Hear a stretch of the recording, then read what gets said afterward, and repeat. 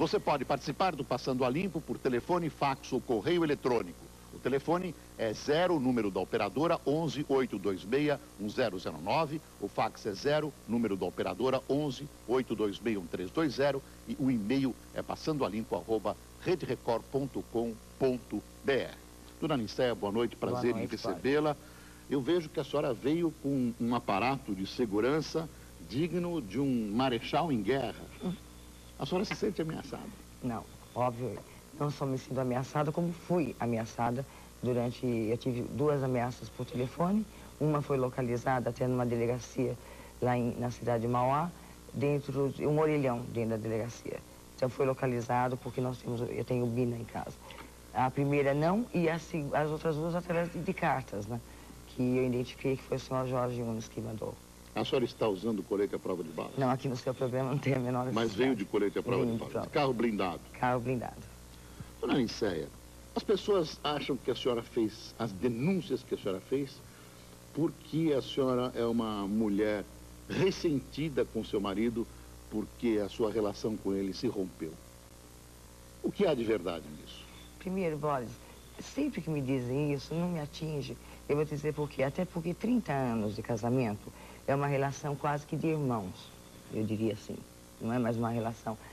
até 15 anos, todos nós sabemos, é cinismo até as pessoas dizerem que 20 anos de casamento, 30 anos de casamento, vira uma relação de irmãos, de fato.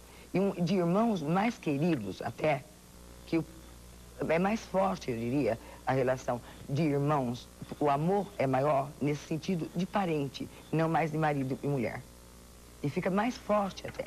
Então, eu me sentia muitas vezes assim, que eu tinha 3 filhos, e o mais velho, eu até brincava, é o que dá mais trabalho. Por quê?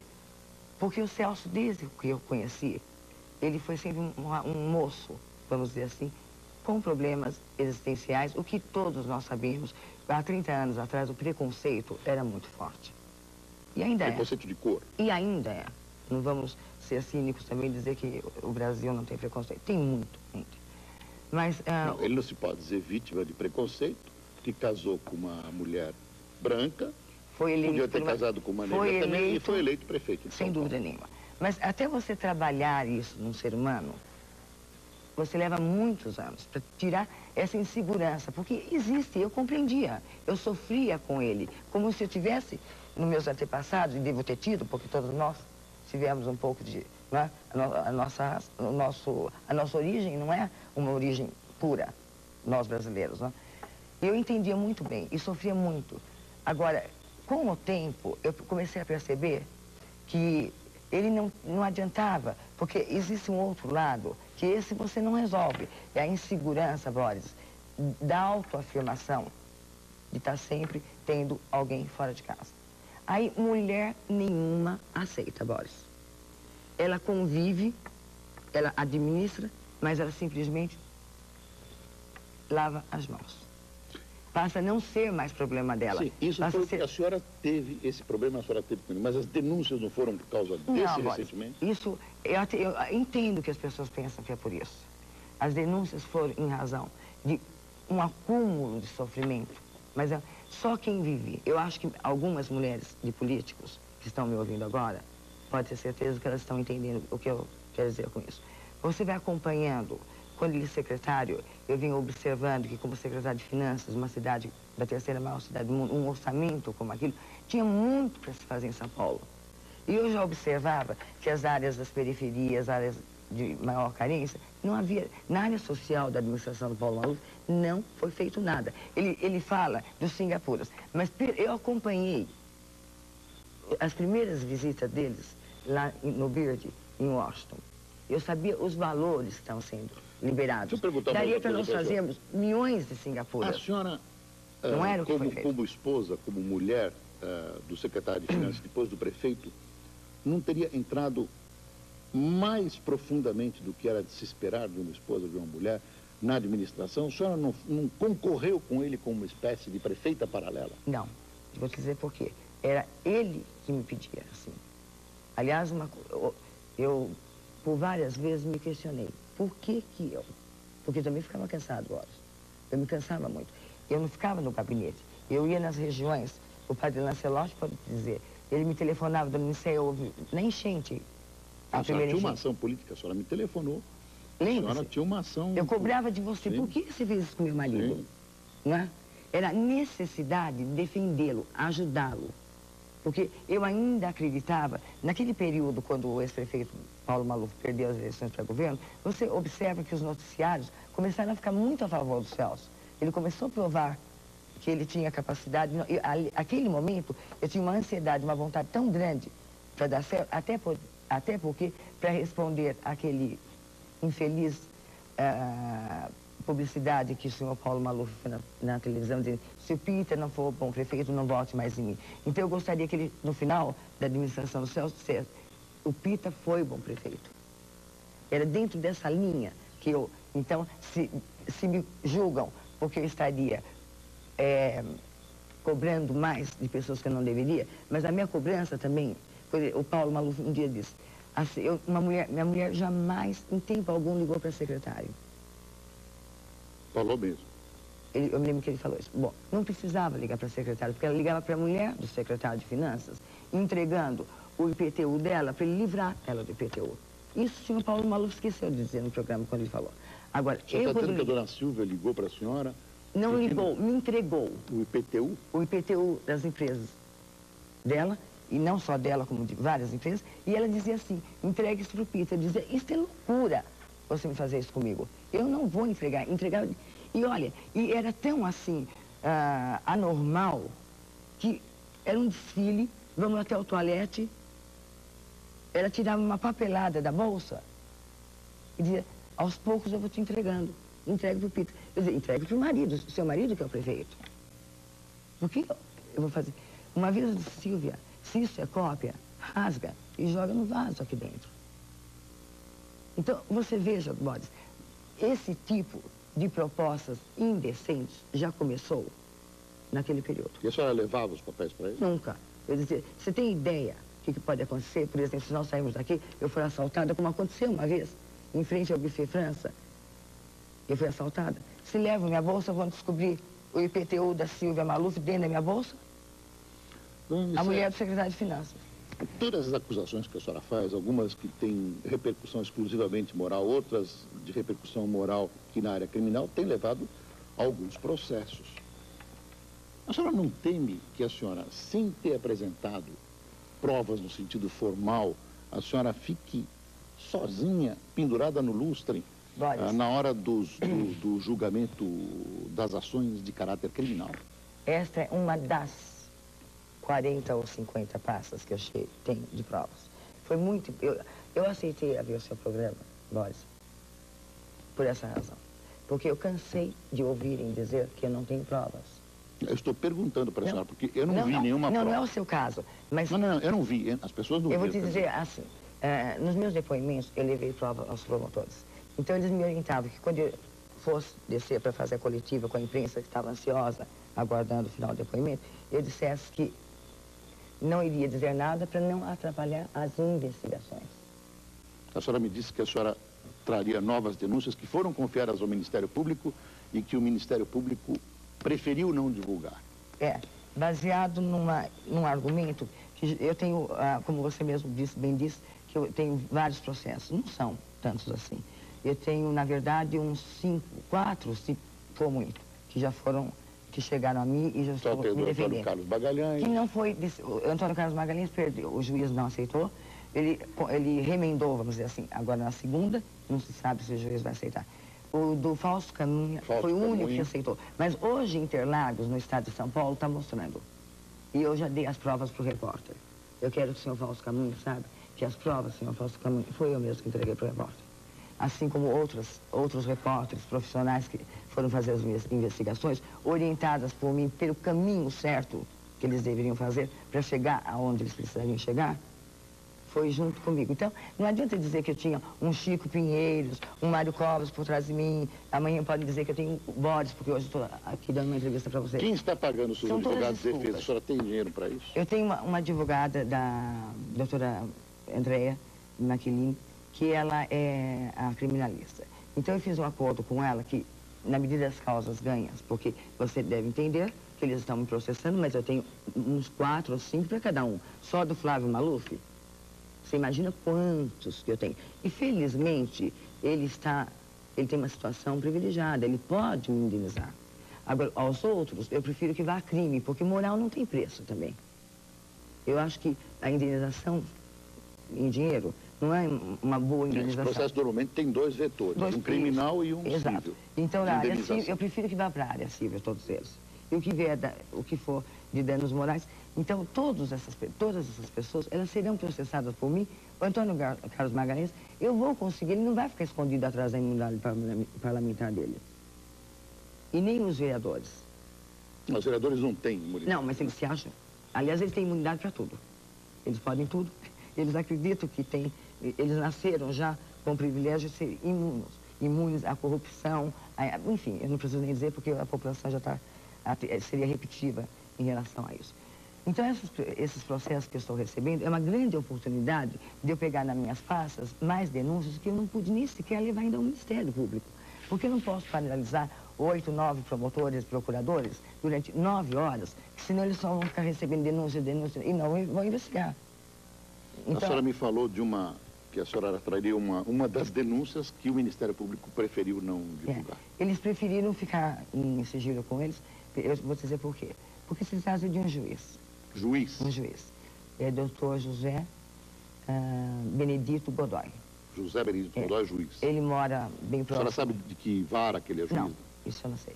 Ele mora bem próximo à nossa residência, Alameda Franca. Eu o conheci num casamento de uma pessoa da família Chama, do Moinho Santo Antônio. Não, São Jorge. Desculpa, do Moinho São Jorge. E eles fizeram, então, nos apresentaram esse juiz, esse casal, e esse juiz passou a tomar café da manhã em casa, e nos horários à noite, uma vez ele nos convidou para uma casa de campo dele, e depois, a pretexto, eu dizia, Celso, eu não entendo o que esse juiz tanto faz aqui em casa. Aí ele dizia, ele quer me apresentar um bom advogado, porque eu estou tirando as causas do Edivaldo Alves, da sua parte, para depois tirar as minhas também. Isso quando o seu ex-marido já era prefeito? Já no segundo ano, vamos dizer, da administração. Logo depois que o Paulo Maluf perdeu para o governo. E nesse período, Bodes, eu estranhei, porque quem seria o advogado? Não sei, ele estava me indicando. Eu quero que você esteja hoje mais cedo em casa, porque eu te apanho e nós vamos até a residência dele, que é aqui perto. Foi quando eu fui com ele. Chegamos lá, estava, então, o juiz, a senhora dele, e o advogado chegou depois. Então, o advogado já disse, olha, vai ser uma honra ser seu advogado. Mas eu achei estranho, porque na casa de um juiz, por que um advogado, Então, eu já falei para ele assim... A senhora lembra do nome desse advogado? Lembro. Hoje ele é advogado do Pagura, Castelo Branco. Então, ele virou-se para mim e disse assim, ele disse, só que o senhor não vai ser meu advogado. Ele disse, olha, eu fui advogado da Zélia Cardoso Melo, por mais essa razão. Eu sou advogado também daquele senhor que houve um acidente com a tanda, a bomba. Eu digo, por mais essa razão, o senhor não será meu advogado. E a mulher dele ficou muito brava, ela chama-se Tânia. Ela disse, eu sou advogada, tenho 3 empresas e preciso de advogado. Eu não entendo por que a senhora está tão nervosa assim. Eu disse, não estou nervosa, eu ainda vou ficar. Aí eu perguntei para ela, onde a senhora se formou? FMU. Então eu já percebi ali que estavam tirando do Edivaldo, porque sabia que eu não queria mais que ficasse com o Edivaldo, mas ia me apresentar o doutor Castelo Branco, que também era do Edivaldo. E esse juiz já estava dentro desse... Só que a senhora dele tem 3 empresas prestando serviço para a prefeitura. Mas ilegalmente? O que você acha, Bob? Mas eu estou perguntando. Ilegalmente. E no prédio... São empresas do quê? Eu prefiro não falar ainda, porque senão eles se organizam correndo e mudam. Então a senhora acha que isso caracterizava um tráfico de influência? Não, eu acho que você está sendo bastante até generoso. Tráfico de influência, não, eu acho que é corrupção isso. Mas é grave, dona Nicéia. É grave, porque é um juiz. E baseado nisso... Eu tenho que franquear câmeras e microfones da Record, passando ali para ele poder se defender. Amanhã o Jornal da Record vai procurá-lo para ouvir a defesa. Mas baseado nisso também... Disseram, nunca faça isso com o juiz, porque a senhora vai ser processada e vai precisar do meio judiciário para se defender. Agora, você acha que, em função desses medos, então não se denuncia um juiz? o senhor Antônio Carlos Magalhães fez a CPI do Judiciário.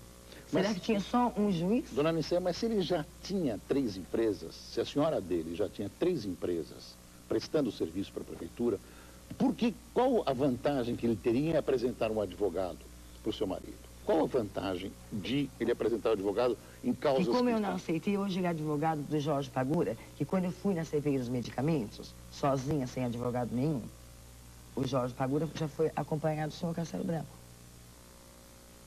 secretário de Saúde. Se ele está com tanta verdade assim, para que tantos advogados para defendê-los? Não, mas agora, eu pergunto qual a vantagem? Qual a vantagem? Qual... É o tráfico de influência, claro, Bodes. Mas você acha que o tráfico de influência não é corrupção? Não, eu só queria saber, na prática, eu estou conseguindo imaginar o que possa ser, eu estou procurando imaginar. Mas na prática, o que ele poderia obter? Ele pediu alguma coisa? Claro que ele pediu. E o quê? Exatamente isso. Tem as empresas da minha mulher, Pita, eu estou te ajudando muito, apresentando desembargadores, juízes, para solucionar, nos casos dos seus processos, que, aliás, ele ajudou muito o Jorge Chama. Foi baseado nisso que o Jorge Chama apresentou o Celso para ele. O Jorge Chama apresentou o prefeito Godoy, ao juiz? Ao juiz, em função disso, porque ele livrou o Jorge Chama de vários processos. Então, ele era o grande Superman da situação. Que aí a senhora está fazendo uma denúncia de tráfico de influência, no mínimo, e também dizendo que o juiz favoreceu o Jorge Chama. Também. Aí eu fico temendo, não pela sua segurança física, que eu imagino que a senhora saiba se defender, a senhora está guardada pela Secretaria da Segurança Pública de São Paulo, mas eu fico temendo pelas consequências processuais disso. A senhora não acha que depois a imprensa vai abandoná-la e vai ficar noticiando as consequências? Bom, a senhora disse que tem provas, né? A senhora trouxe uma pasta aí. Uma das pastas. Uma das provas. Porque agora eu estou fazendo com que todas as empresas de televisão filmem as provas, porque filmando só vai faltar o atestado de sangue, o DNA dessas provas, para dizer que são provas de fato. Eu tenho provas. E você me diz assim, a senhora não teme? Eu posso temer que a imprensa brasileira possa ficar insegura, mas eu estou levando já, infelizmente, problemas do Brasil para fora do Brasil. Então, CNN, New York Times, 2 empresas de televisão londrinas. O caso do garoto de Cuba foi uma coisa que é dolorosa. William rodou o mundo inteiro. Você imagine isso. Os americanos não vão gostar nada de saber, sobretudo lá o Verde, que financiou tanto para São Paulo, que esses dinheiros eram desviados dessa forma. Eu acho importante levar o conhecimento também lá fora. Os dinheiros do BID foram desviados de que forma? Do Singapura. Do Singapura. Porque se você for ver o que foi, de fato, liberado e o número de Singapuras construídos, e esse restante do dinheiro foi para onde? É desviado, Bodes. E não é só isso. É desviado para o bolso das pessoas ou é desviado para outras finalidades? Desviado para os bolsos das pessoas, sem dúvida. E desviado também para poder ter verba para manter esse luxo, que já não é mais nem ganância. Eu não sei, eu diria luxo de ganância desses vereadores, da situação que não há o que chegue para eles. Para o prefeito poder aprovar um projeto, tem que pagar. Deixa eu fazer uma pergunta para a senhora. Tem que pagar. Fechar CPI, ou para não abrir CPI. Esse toma lá da cá, a senhora acha que começou com o prefeito ser encostado na parede ou o prefeito é conivente, o prefeito participa? É conivente. Na administração do Paulo Maluf, ele não era porque Edivaldo Alves, então, naquela época, o presidente da Câmara era o Brasil Vita, que já está lá há 40 anos, né? Ele que era o Edivaldo que sempre negociou com os vereadores da situação da época do ex-prefeito Paulo Maluf. Mas do atual, que iniciou com o Nelo Rodolfo, já iniciou, porque é continuidade. Aí que eu entendi por que na campanha eles diziam que era continuidade. Não era continuidade do bom trabalho social. Você não tem um vereador que escape? Não. Nenhum? Eu adoraria te dizer que tem. Nenhum vereador que se desista? Desculpe, tem.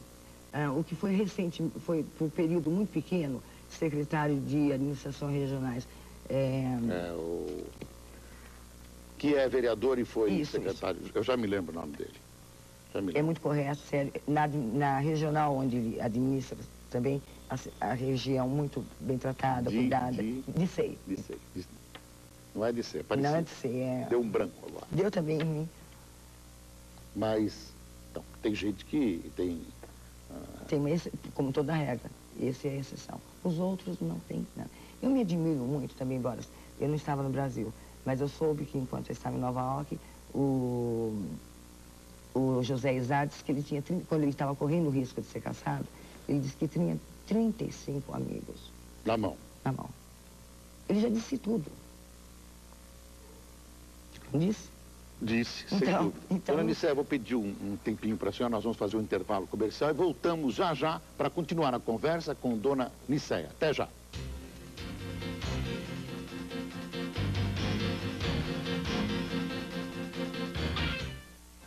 Top TV, amanhã, 10 da noite. Jorge Maia, um rico fazendeiro que só tinha um sonho na vida: encontrar as filhas que nunca conheceu. Eu não vejo a hora de abraçar as minhas meninas. Guida, uma humilde professora. Mas é impossível alguém ser feliz nesta seca, nessa miséria. E Cíntia, que sempre teve tudo na vida. Ela nasceu em Paris, veio pra cá mocinha.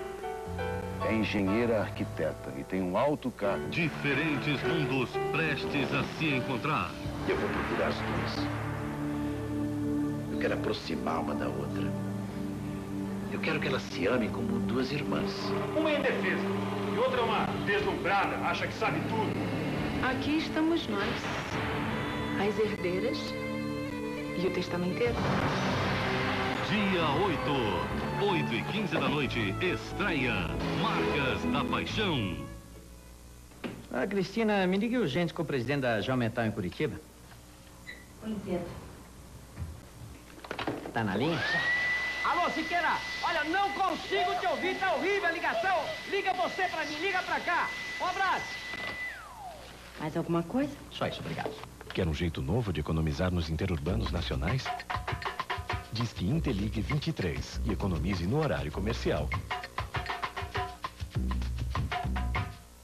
Se todo mundo se... Correio eletrônico, o telefone é 0, o número da operadora 11 826 1009, o fax é 0, o número da operadora 11 826 1320 e o e-mail é passandoalimpo@rederecord.com.br. Dona Nicéia, eu vou para as perguntas dos telespectadores, isso não nos impede de ir conversando a respeito de outros assuntos que não foram abordados.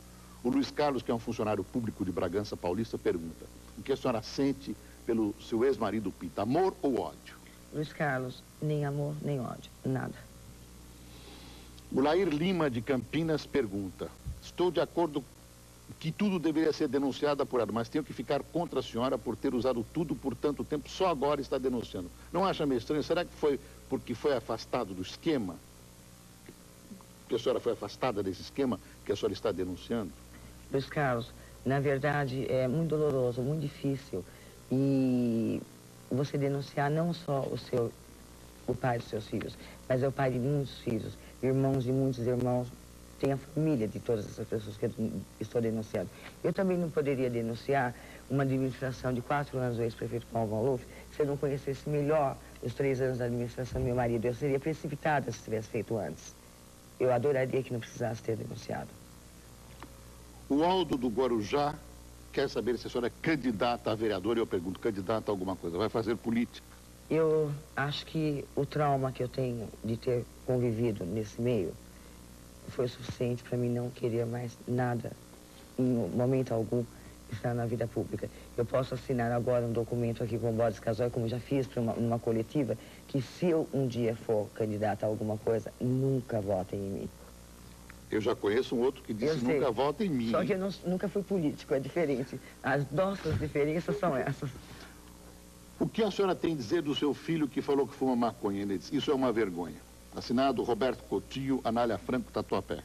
Anália, eu acho que uma vergonha... Não, é o Roberto Coutinho, o pai da Anália Franco. Roberto, uma vergonha é a gente continuar sem cínico, mentindo.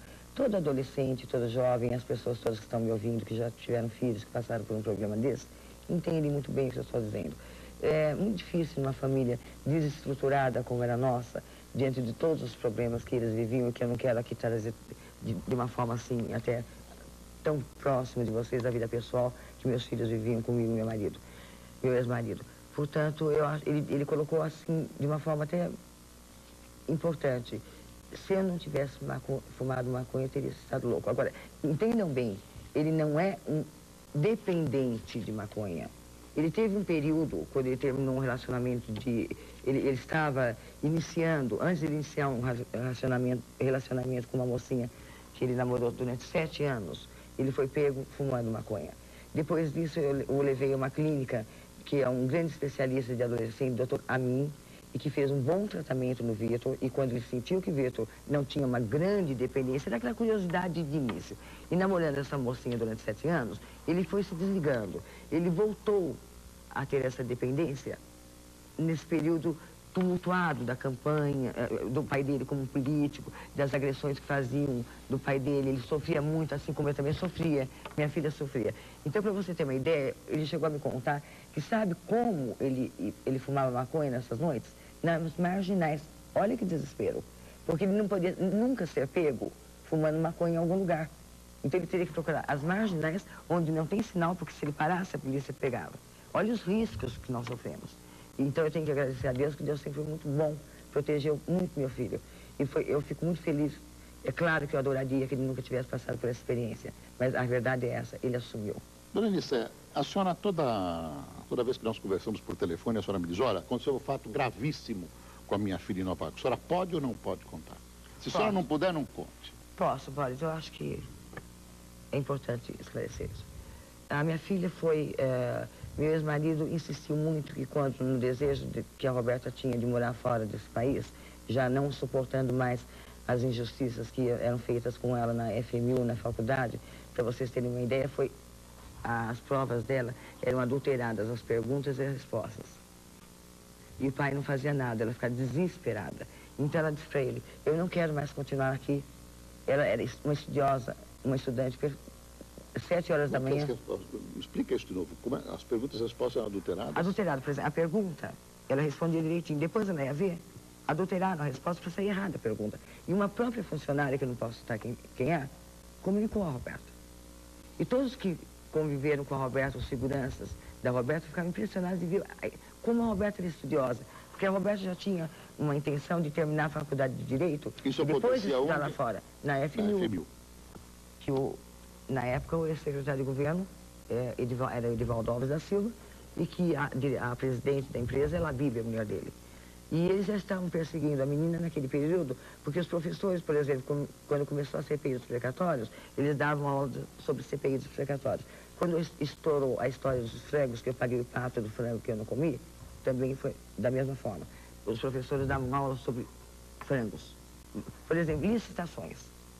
O caso do frango, por exemplo, agora na prefeitura do município de São Paulo, todos os alunos ficavam olhando para ela. Você pode imaginar o drama dessa menina. E ela sentia, então, uma necessidade enorme de estudar mais para passar de ano e acabar logo com esse drama. Quando eles perceberam que eles não tinham como, porque ela era uma boa estudante, eles, então, resolveram adulterar as notas dela.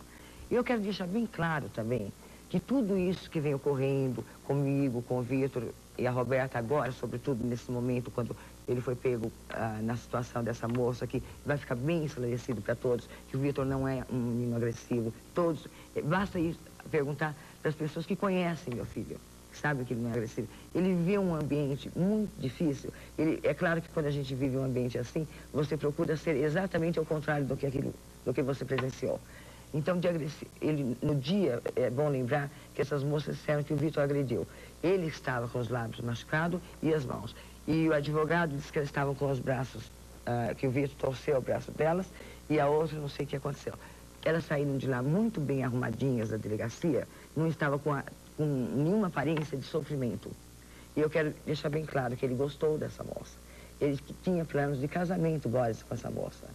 E na delegacia, que ele me contou como conheceu a moça, que para mim também eu achei lindo, nobre da parte dele, ele queria recuperar uma moça de uma vida de onde saiu, fazer com que ela... E ele tinha conseguido. Eu consegui, mãe, ela não estava mais frequentando, mas era amiga que foi para Marizias com ela e com um carro emprestado, que ele me pediu para emprestar para a mãe dela e não para ela. Então a responsabilidade de ter um acidente na volta ou na ida, esse carro que era meu, está no meu nome, Boris. Aliás, o carro que foi pago por um doleiro, lembra-se? Lembro. Então tudo é comigo, Boris. Os frangos foi comigo, aluguel de um carro para uma prima dele, que não tinha razão de ser, foi o Banco Vetor que pagou. Assessoria artística. Não. O Banco Vetor que pagou. Eu fico sabendo tudo pelo Jornal Nacional. Sim, assessoria artística. Eu sou orientada que eu tenho que ir ao promotor, doutor Alberto, dizer que foi Jorge Unes que emprestou um valor e que eu, então, fiz assessoria de arte para o Jorge Unes. Veja bem, eu não conseguia mentir tão bem para o promotor que ele me perguntava assim, quais foram as peças? Olha, Boris, eu nasci de uma família que tinha uma certa influência de cultura. Meus pais eram romanos, da família da mamãe. Então, a mamãe tinha peças importantes lá em São Carlos. Eu tinha uma noção do que é antiguidade, até porque tem duas irmãs antiquárias. Eu morei fora do país, então, claro que eu saberia o que é um pintor famoso. Mas eu não conseguia mentir tanto, Boris, não conseguia. E meu medo ali, porque eu era leiga nessa área. Então, eu achava que mentir para um promotor, logo depois eu seria presa. Nós fugimos do tema que era o que aconteceu com a Roberta em Nova York. Então, voltando a essa situação, a Roberta vai para Nova York, ela resolve ir morar em Nova York e ele impôs o filho Celso impôs que ela fosse morar com uma prima dele. Sozinha ela não poderia morar. E poderia sim, porque as universidades têm apartamentos pequenininhos de preço bem acessível dentro das universidades. Mas ele disse que tinha medo, e ele já morou em universidade e ele achava que não deveria. Ela deveria morar com a prima dele. Ela foi morar com a prima, com 3 meses que ela estava morando com a prima nos comunicou que ela teria que entregar o apartamento e elas tiveram que procurar um outro apartamento. Quando minha filha foi procurar um outro apartamento para morar com a Raquel, elas foram então, teria que ter alguém que alugasse. Aí esse apartamento já era um preço mais alto, ela não tem crédito em Nova York, nem a Raquel teria. Então eu tive que pedir um amigo meu que eu conheci com 16 anos, que me fez esse favor. Quando elas foram morar no apartamento, a Roberta me telefona, dizendo que descobriu que a Raquel estava com um escritório com a Zélia Cardoso de Mello. Eu disse, você nunca entre nesse escritório. Nunca vá a esse escritório. Porque a Raquel é uma moça que trabalhou lá em Nova York. Primeiro ela começou em Miami, num banco, que era do banco do Grupo Real, que o pai dela foi diretor-geral do banco. Depois ela foi para Nova York, que era o Banco Delta, que hoje venderam para o grupo alemão. E nesse período que estava para vender, ela se desligou do banco e montou com a Zélia Cardoso de Mello um escritório onde eles fazem aplicações de dinheiro irregular, óbvio. E eu não disse em momento algum que o Celso tem algum dinheiro investido nesse banco. Eu acho que não é tão ingênuo assim de fazer isso. O pianista João Carlos Martins conheceu seu marido na prefeitura porque ele teve um problema anterior, onde ele acabou sendo uma espécie de banco central da campanha do senhor Paulo Maluf, através de uma firma chamada Pau Brasil, uma coisa que ainda está na justiça. Qual foi a aproximação dele? Porque ele também aparece como provedor de dinheiro de um dos seus filhos em Nova York. O João Carlos Martins, durante o Maluf prefeito, o Celso não o conheceu tão bem, porque foi na época da campanha, quando o Maluf prefeito, que estourou o Pau Brasil, eu não me lembro. Eu não sei que exatamente. Foi depois, foi depois que descobriram. Então o Celso acredita que não tenha conhecido, porque ele era da Eucatex. Ele foi ter contato quando ele era secretário de Finanças, aí que ele passou a ter contato com o João Carlos Martins. Num evento, uma vez que era na casa de um desses também, maqueteiro político. Eu estava e conheci o João Carlos Martins naquela noite. Depois disso, o João Carlos Martins desapareceu e voltou recentemente, orientado pelo Minberg, que nós recebêssemos ele. E aí ele começou a fazer esse trânsito também com as empresas de ônibus e outras empresas também. E aí foi provado que ele mandou, o Celso, quando meu filho foi ver minha filha em Nova York, o Celso disse para ele, olha, eu vou te enviar um dinheiro que você está viajando com pouco dinheiro, você está viajando com a passagem, mas fique tranquilo que chegando em Londres, eu vou mandar fazer um depósito para você. E para surpresa do meu filho, quando ele chegou no banco, Espírito Santo, em Londres. O nome do depositário era João Carlos Martins. Eles deram ainda um comprovante para ele. Ele ligou da rua desesperado para mim. Ele queria devolver os 5 mil dólares no banco e dizer: o que eu faço? Eu digo: não devolva, fique com esse documento, porque é uma prova, Vitor, para a gente. Porque naquela época nós já estávamos começando. Aliás, ele já estava fora de casa, inclusive. E anteriormente, o Vitor é testemunha disso, que eu já tinha juntado várias provas antes de viajar e coloquei num espaço pequeno lá de casa, Boris, é um banheirinho, e como a casa tem muitos banheiros, o apartamento, não tinha necessidade de eu não trancar aquele banheiro, não iria fazer falta. E eu tranquei e deixei com uma pessoa lá de casa, para quando ela precisasse fazer uma manutenção no banheiro, usar e trancar de novo, porque ali tinha provas importantes. Ele simplesmente chamou um chaveiro e mandou arrombar a porta. E o Vitor chegou em casa e presenciou isso. Disse: que feio, pai. Dona Nicéia, a senhora me disse uma coisa fora do ar que eu queria ouvir novamente. Que o prefeito Celso Pitta assumiu o compromisso, quer dizer, tinha como combinado fazer uma má administração de propósito. É uma coisa que é difícil eu imaginar. Eu também tive dificuldade de aceitar. Quando o Maluf, porque todos os políticos, eles vão fazendo os projetos deles, visualizando o futuro e as perdas. Bom, se eu perder para governo, eu tenho que ser prefeito. Porque ninguém pode descobrir o que está aí dentro ainda. Eu estou denunciando uma pequena parte. Agora, se houver um outro político que ganhe eleição para a prefeitura, Boris, você pode ter certeza que vai ser um incêndio nesse país. Um político de oposição. É. Vai ser um incêndio nessa prefeitura. Porque aí vai descobrir, vai ter acesso a tudo que eu não tive. Com certeza, tantas oportunidades de ter. Então, eles teriam... Aí, então, a população mesmo pode observar que o Celso não reagia a tudo que o Maluf fazia. E as pessoas perguntavam por que ele aguentava tanto. A Interpa provou na CPI que ela não limpou a cidade. E ela recebia para isso. Ele não fez nada. E outras, se você for observar, a população for lembrando de milhões de coisas que foi acontecendo nessa cidade, a cidade suja, hospitais totalmente... Sim, mas por que de escola sem merenda, por que merenda seca. Tudo isso aconteceu. Porque agora ele já está nesse discurso. Só eu, Paulo Maluf, que indiquei o Pitta, posso consertar as falhas dele. Mas é combinado. E um pode criticar o outro porque isso é estratégia deles.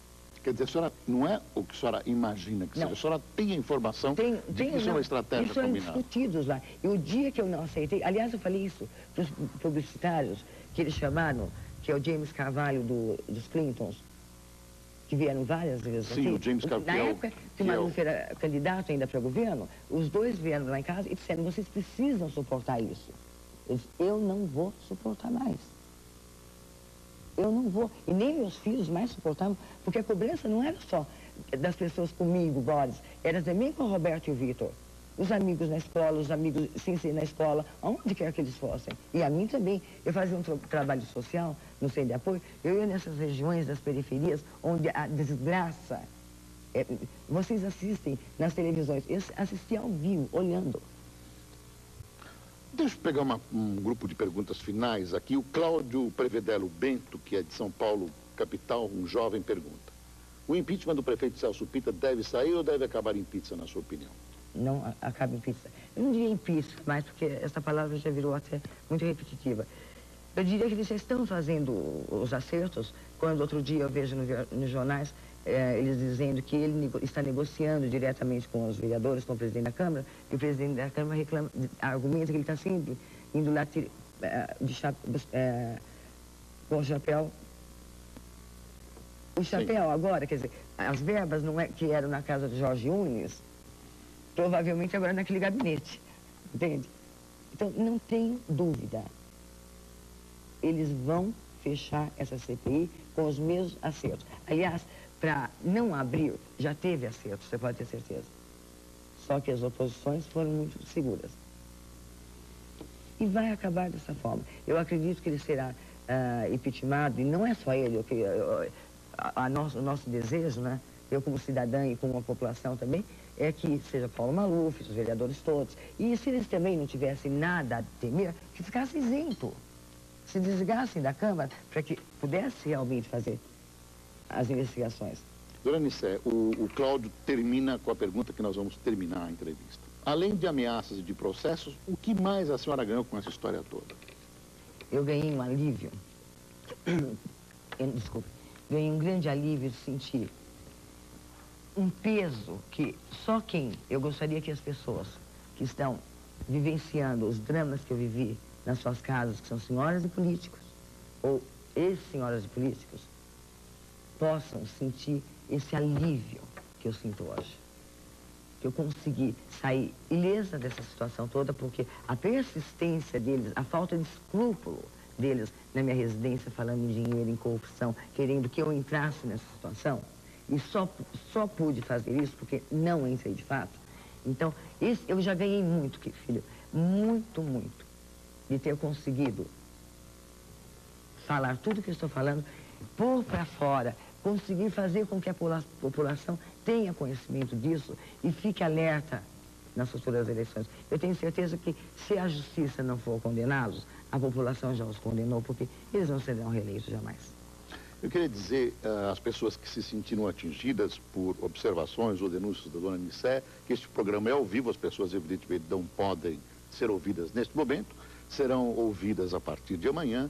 Quem se sentir atingido e não for procurado pela reportagem da Rede Record, favor se manifestar, porque nós vamos procurar as pessoas que terão toda a oportunidade de se defender, da mesma maneira que a dona Nicé teve a liberdade de fazer as suas denúncias e observações perante câmeras e microfones da Rede Record. Eu queria agradecer... Viva a democracia! Viva a democracia! Queria agradecer a sua presença, dizer que a senhora é uma pessoa corajosa, que não me pareceu louca, como dizem. Eu não sou psiquiatra, mas me pareceu absolutamente normal. E me admiro muito como a senhora, num momento tão difícil da sua vida, consegue manter a calma como a senhora está mantendo. Eu queria agradecer mais uma vez a sua presença democrática, dona Nicé, e desejar à senhora proteção divina e boa sorte, que a senhora vai precisar muito. A todos nós. E muito obrigado por essa grande oportunidade. E acredite, quem está com a verdade tem só que estar calmo. Muito obrigado, dona Nicé. Vamos para mais um intervalo. Eu volto depois dos comerciais para entrevistar Altamiro Carrilho, um mestre da flauta e do chorinho. Até já.